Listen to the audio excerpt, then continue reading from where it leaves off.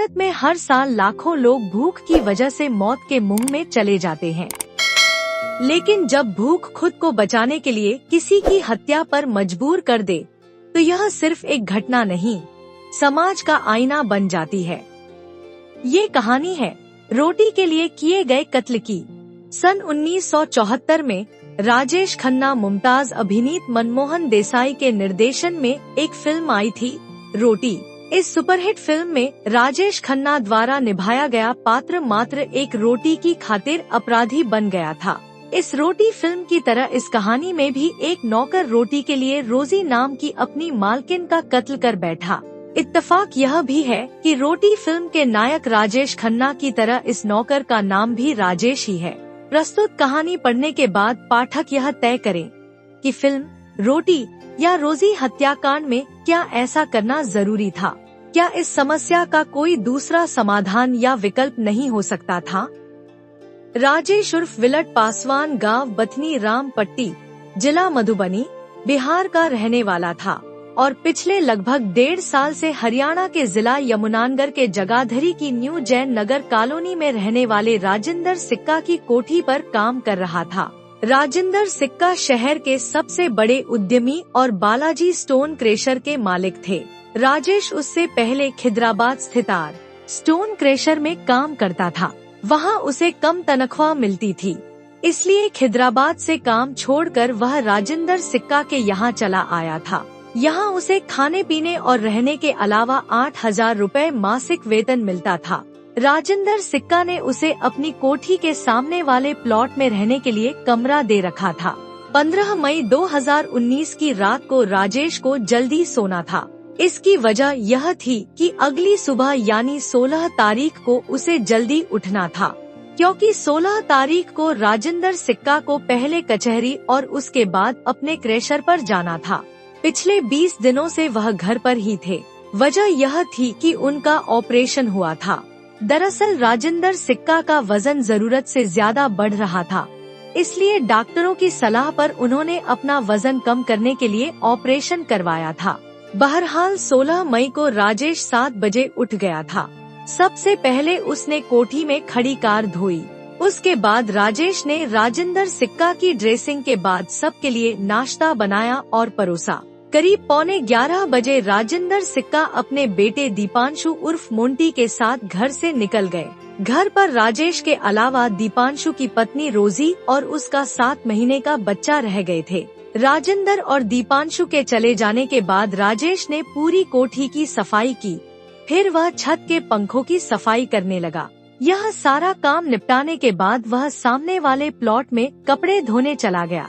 कपड़े धोकर उन्हें मशीन में ड्राई कर सुखाना था। मशीन कोठी में रखी थी। वह जब कपड़े लेकर कोठी पर पहुंचा, कोठी का दरवाजा अंदर से बंद था। दरवाजा खुलवाने के लिए उसने रोजी को कई आवाजें दी, पर अंदर से कोई प्रतिक्रिया नहीं हुई। वह काफी देर तक दरवाजा पीटता रहा। अंत में हार कर उसने दीपांशु को फोन कर बताया कि मशीन में कपड़े सुखाने हैं, पर भाभी जी दरवाजा नहीं खोल रही हैं। दीपांशु ने उसे कहा कि वह रोजी को फोन करता है, तब तक वह कपड़े कोठी के लॉन में फैला दे। यह दोपहर 1:30 बजे की बात है। इसके लगभग 10 मिनट बाद हिमांशु का फोन राजेश के फोन पर आया। दीपांशु ने कहा कि वह भी काफी देर से रोजी का फोन ट्राई कर रहा है, पर वह फोन नहीं उठा रही। तुम कोठी में जाकर देखो क्या बात है। लेकिन मैं अंदर जाऊंगा कैसे? राजेश ने कहा, कोठी का गेट अंदर से बंद है। मैंने इतना दरवाजा पीटा पर भीतर से कोई आवाज ही नहीं आई। ठीक है, तुम किसी तरह दीवार फांद कर भीतर जाओ और जो बात हो मुझे तुरंत बताओ, दीपांशु बोला। दीपांशु के कहने पर राजेश कोठी की दीवार फांद कर भीतर गया, लेकिन भीतर का नजारा देख उसने दीपांशु को फोन करने के साथ साथ शोर मचाना भी शुरू कर दिया। उसकी चीखें सुनकर पड़ोसी दौड़े चले आए। पड़ोसियों ने जब भीतर झांक कर देखा तो उनके भी होश उड़ गए।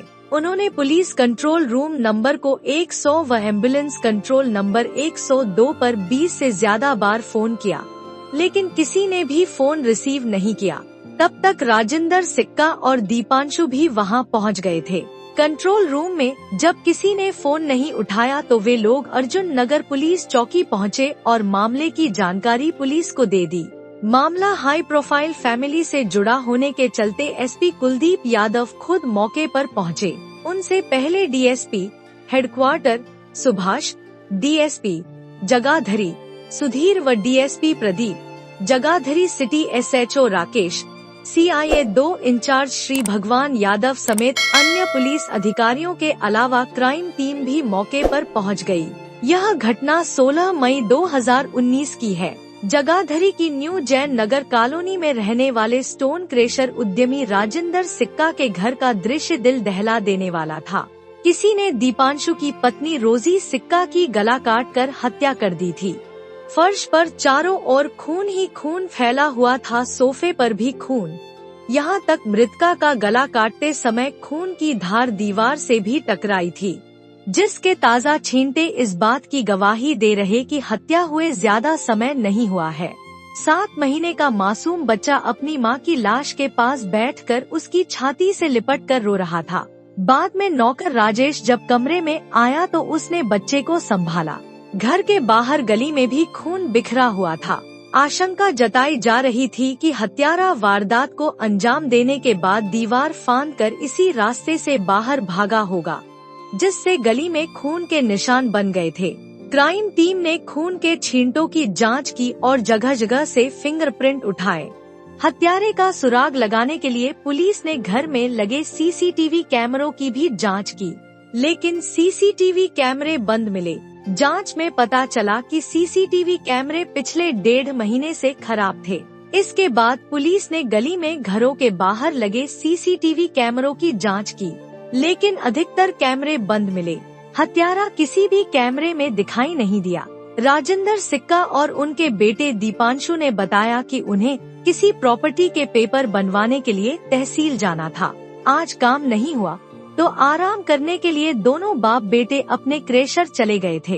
तभी नौकर राजेश का फोन आया था। बहरहाल जगाधरी सिटी पुलिस ने अज्ञात हत्यारों के खिलाफ रोजी के ब्लाइंड मर्डर की रिपोर्ट दर्ज करके जांच शुरू कर दी। इस केस को पुलिस हर छोटे बड़े एंगल से देख रही थी। अब तक की तफ्तीश में जो सामने आया था उससे यह माना जा रहा था कि इस घटना में किसी जानकार का हाथ हो सकता है, जिसने घर में आसानी से घुसकर इत्मीनान से मर्डर किया और फरार हो गया। सिक्का परिवार ने अब तक न तो किसी पर संदेह जताया था और न ही किसी के साथ अपनी निजी या कारोबारी दुश्मनी होना बताया था। दीपांशु और रोजी की शादी 28 फरवरी 2018 को हुई थी। पुलिस इसमें भी कोई पुराना एंगल ढूंढ रही थी। एसपी कुलदीप यादव ने मामले की जांच के लिए सीआईए समेत 4 टीमें गठित कर दी, लेकिन अभी तक कोई नतीजा सामने नहीं आया था। घटनास्थल पर लूट या चोरी के चिन्ह भी नहीं मिले थे। प्रारंभिक जांच में मामला केवल रोजी की हत्या करने का ही सामने आया था, लेकिन जिस बेरहमी से हत्या की गई थी उससे व्यक्तिगत रंजिश का होना साफ दिखाई दे रहा था। पुलिस टीमों ने क्राइम सीन को एक बार दोबारा बारीकी से चेक किया। इस बार पुलिस ने सामने वाले उस प्लॉट को भी चेक किया जिसमें नौकर राजेश रहता था। पुलिस को वहां कुछ ऐसे सबूत मिले जिसकी वजह से पुलिस सिक्का परिवार के नौकर राजेश को पूछताछ के लिए थाने ले गई। दरअसल सीआईए 2 के इंचार्ज इंस्पेक्टर श्री भगवान यादव को पहले से ही नौकर राजेश पर कुछ शक था। यह शक उसके कमरे की तलाशी लेने के बाद और पुख्ता हो गया था। पहला शक मर्डर के बाद जब उसके मालिक और पुलिस राजेंद्र सिक्का की कोठी पर पहुंची तो नौकर राजेश भी दुखी होने का नाटक करते हुए जोर जोर से रोने लगा था। दूसरा शक दीपांशु से फोन पर बात करने के 10 मिनट बाद जब राजेंद्र सिक्का ने उसे फोन पर कहा कि वह घर जाकर देखे बहू फोन क्यों नहीं उठा रही। इस पर राजेश ने बताया था कि वह जर्दा लेने के लिए आया है, अभी कोठी जाकर देख लेगा। क्या बात है, जबकि 10 मिनट पहले उसने दीपांशु को बताया था कि वह कपड़े धो रहा है। तीसरा शक और पुख्ता सबूत यह था कि जिस मकान में नौकर राजेश रहता था वहां से कुछ ऐसे कपड़े बरामद हुए थे जिन्हें उसी समय धोया गया था। वे पूरी तरह से गीले थे, शायद उन्हें जल्दी सुखाने के लिए ही राजेश को मशीन की जरूरत थी। इसके अलावा पानी की टंकी के पास से एक साबुन भी बरामद हुआ था। जिस पर एक जगह हल्का खून लगा हुआ था। संभवत उस साबुन से ही उसने हाथ साफ किए थे। इंस्पेक्टर भगवान सिंह यादव ने कपड़ों सहित बाकी सभी चीजों को कब्जे में लेकर लैब में भिजवा दिया था। CIA स्टाफ 2 के कार्यालय में पूछताछ के दौरान नौकर राजेश पहले तो कई घंटे तक पुलिस वालों को घुमाता रहा। उसने अपने एबनॉर्मल होने का ड्रामा भी किया, लेकिन पुलिस ने जब सख्ती दिखाई तो उसने अपना गुनाह कबूल लिया। उसने रोजी सिक्का की हत्या की जो कहानी सुनाई उस पर विश्वास करना बहुत मुश्किल था। राजेश ने बताया कि उसने रोजी की हत्या इसलिए की थी क्योंकि वह उसे कम खाना देती थी। यह सुनकर पुलिस अधिकारी चौंके। उन्हें यकीन नहीं हो रहा था कि क्या कोई रोटी के लिए किसी की इस तरह हत्या कर सकता है। बहरहाल राजेश से पूछताछ के बाद हत्या की जो कहानी सामने आई इस प्रकार थी। राजेश की मां का देहांत हो चुका था। उसके 5 भाई बहन थे, 3 भाई और 2 बहनें। उसे छोड़कर बाकी सभी शादीशुदा थे। वह भी अपना घर बसाने के लिए पैसा कमाने अपने गांव से सैकड़ों किलोमीटर दूर जगाधरी आया था। वह पहले क्रेशर खिदराबाद में नौकरी पर लगा था। इसके बाद वह राजेंद्र सिक्का के पास नौकरी करने लगा। सिक्का के यहाँ वह खुश था। यहाँ भरपेट खाने के साथ उसे अच्छा वेतन भी मिलता था। वह भी जीजान से सिक्का परिवार की सेवा करता था। नौकर और मालिकों के बीच सब कुछ ठीक ठाक चल रहा था कि अचानक राजेश के जीवन में मुसीबतें किसी पहाड़ की तरह आ खड़ी हुई थी। एक दिन राजेश के पास उसके गांव से खबर आई कि उसके पिता का निधन हो गया है। वह अपने पिता से बहुत प्रेम करता था। 30 मार्च 2019 को वह अपने पिता के निधन पर गांव गया और 19 अप्रैल को वह गांव से वापस अपनी नौकरी पर सिक्का परिवार में आ गया।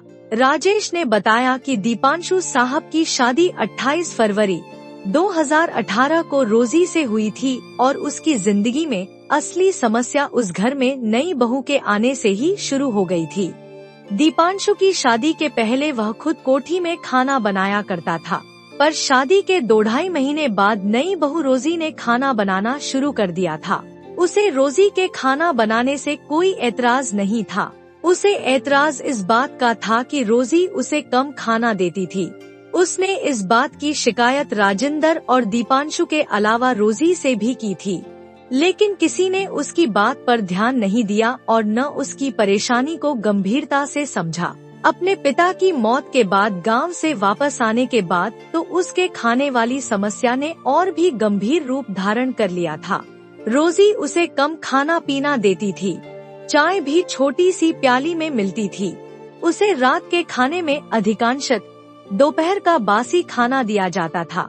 खाना मांगने पर वह अक्सर कहा करती थी, तुम खाने के लिए जानवरों की तरह बोलते हो और जानवरों की तरह ही खाते हो। पिता के मरने के बाद राजेश के सामने यह समस्या आ खड़ी हुई थी कि रोजी उसे गिनकर 4 से 5 रोटियां देती थी, जिसमें से एक रोटी वह अपने दिवंगत पिता के नाम की निकालकर कुत्तों को खिला देता था। इसलिए उसकी एक रोटी और कम होने लगी थी। पहले ही 4 रोटी से उसका पेट नहीं भरता था। अब तो उसे पता भी नहीं चलता था कि उसने खाना खाया भी है या नहीं। घटना वाले दिन 16 मई 2019 को भी यही हुआ था। सुबह 7 बजे से काम करते करते दोपहर को जब उसे भूख लगी तो उसने खाना मांगा। इस पर मालकिन रोजी ने उससे कहा, खाना अभी बना नहीं है, दीपांशु के आने के बाद बनेगा, तभी मिलेगा। इस पर राजेश ने हाथ जोड़कर निवेदन करते हुए कहा, भाभी जी, साहब लोग पता नहीं कब तक आएंगे, लेकिन भूख से मेरी जान निकल रही है। यदि आप खाना नहीं बना सकती तो मैं खुद बना कर खा लूँगा। रोजी ने तब उसे रटेटाए शब्द सुनाए कि तुम खाने के लिए जानवरों की तरह बोलते हो और जानवरों की तरह खाते हो। हर बार यह बातें सुनते सुनते इस बार राजेश को गुस्सा आ गया था। बात उसकी बर्दाश्त से बाहर चली गई थी। वह उसी समय रसोई में गया और वहाँ से सब्जी काटने वाला चाकू उठा लाया। उस समय रोजी कमरे में बैठी मोबाइल फोन पर गेम खेलने में व्यस्त थी। दबे पांव वह उसके पीछे पहुंचा और बाएं हाथ से उसका गला कसकर पकड़ लिया और दाहिने हाथ से गर्दन पर वार चाकू से करने लगा। अचानक हुए इस हमले से रोजी घबरा गई। फिर जल्द ही उसने अपने आप को उसके चंगुल से छुड़ाने के प्रयास शुरू कर दिए।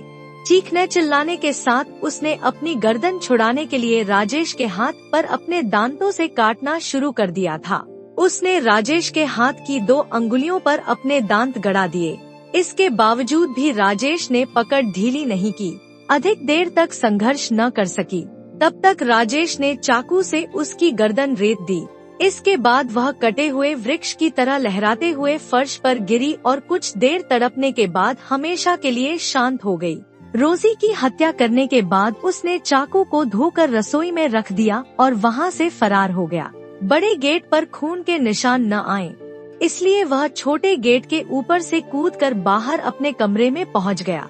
उसने खून से सने कपड़े भी धो दिए। किसी को उस पर शक न हो इसके लिए उसने खुद ही रोजी के पति दीपांशु उर्फ मोंटी को फोन करके बताया था कि उसे वॉशिंग मशीन में कपड़े सुखाने हैं, लेकिन भाभी जी गेट नहीं खोल रही हैं। नौकर राजेश ने रोजी की हत्या प्रोफेशनल हत्यारों जैसे तरीके से की थी। राजेश के बयान कलमबद्ध करने के बाद Jagadhri city SHO inspector Rajesh और इंस्पेक्टर श्री भगवान यादव ने 18 मई 2019 को आरोपी को ACJM जगाधरी गगनदीप मित्तल की अदालत में पेश कर 5 दिनों के पुलिस रिमांड पर लिया। रिमांड के दौरान उसे मनोरोग चिकित्सक को भी दिखाया, पर किसी ने यह बात दावे के साथ नहीं कही कि वह साइको है या नहीं। रिमांड अवधि समाप्त होने के बाद 21 मई 2019 को अभियुक्त राजेश को जब दोबारा अदालत में पेश किया गया, तब अचानक इस मामले में एक चौंका देने वाला मोड़ सामने आया। शहर के चर्चित हाई प्रोफाइल रोजी सिक्का मर्डर केस के आरोपी नौकर राजेश उर्फ विलट पासवान ने एक बड़ा खुलासा करते हुए बताया कि उसने रोजी की हत्या उसके ससुर राजेंद्र सिक्का के कहने पर की थी। राजेंद्र सिक्का ने उसे 50,000 रुपए का लालच देकर यह हत्या करवाई थी। दोपहर बाद आरोपी को ACJM गगनदीप मित्तल की अदालत में पेश किया गया। जब वह अदालत से बाहर निकला तो उसने CIA 2 स्टाफ की मौजूदगी में पूरी मीडिया के सामने अपने मालिक पर कई गंभीर आरोप जड़े। उसने कहा कि उस पर दबाव बनाया गया था कि वह रोजी की हत्या करे। यह सारी योजना हत्या से एक रात पहले ही बना ली गई थी। नौकर राजेश के अनुसार राजेंद्र सिक्का ने उससे कहा था कि घर में इतना पैसा आता है पर पता ही नहीं चलता कि वह जाता कहाँ है। उन्हें पैसों का कोई हिसाब किताब नहीं मिलता। राजेश के अनुसार उसने रोजी की हत्या करने से मना कर दिया था। तब उन्होंने उसे धमकी दी कि यदि तू यह काम नहीं करेगा तो तू मरेगा। इसलिए अपनी सुरक्षा के लिए उसने यह काम किया था। राजेंद्र सिक्का ने उसे विश्वास दिलाया था कि तुझे कुछ नहीं होगा, यदि कोई बात होती है तो तू रोजी द्वारा रोटी कम देने की बात बता देना। राजेश के अनुसार इस काम के लिए उसे कोई एडवांस धनराशि नहीं दी गई थी। यह कहा गया था कि अगले साल जब तुम शादी करोगे तो तुम्हें तुम्हारे 50,000 रुपए मिल जाएंगे। नौकर के इस सनसनीखेज बयान से केस में नया ट्विस्ट आ गया था। पुलिस जहां अब राजेंद्र सिक्का को हिरासत में लेकर पूछताछ करेगी, तो मृतका के पति दीपांशु उर्फ मोंटी ने सीधे सीधे पुलिस पर आरोप लगाया कि वह जानबूझकर उसके पिता को फंसाने की कोशिश कर रही है। उधर 4 जून 2019 को रोजी के पिता जनकराज और मां सीमारानी ने SP को दी गई शिकायत में आरोप लगाया कि दीपांशु ने 9 मई 2019 को उन्हें फोन करके 10 लाख रुपए की मांग की थी, जिस पर उन्होंने उससे कहा कि उन्होंने अपनी जमीन का सौदा कर दिया है, जिसकी रजिस्ट्री अभी नहीं हुई है। रजिस्ट्री होते ही वह पैसे दे देंगी। 16 मई यानी घटना वाले दिन दीपांशु ने फिर फोन करके पैसे मांगे थे। मना करने पर कुछ घंटे बाद ही रोजी की हत्या की खबर आ गई। उन्होंने आरोप लगाया कि बेटी की हत्या में राजेंद्र सिक्का और दीपांशु भी शामिल हैं। उन्होंने केस की CBI जांच कराने की मांग की। पुलिस की तरफ से नौकर राजेश द्वारा दिए गए बयानों की पुलिस ने जांच शुरू कर दी गई, पर कथा संकलन तक इस मामले में कुछ नया सामने नहीं आया था। रिमांड अवधि समाप्त होने के बाद अभियुक्त राजेश को न्यायिक हिरासत में जिला जेल भेज दिया गया और पुलिस मामले की जांच कर रही थी। अगर आपको हमारी ये रियल स्टोरी पसंद आई हो तो हमें जरूर सपोर्ट करें, लाइक शेयर एंड सब्सक्राइब।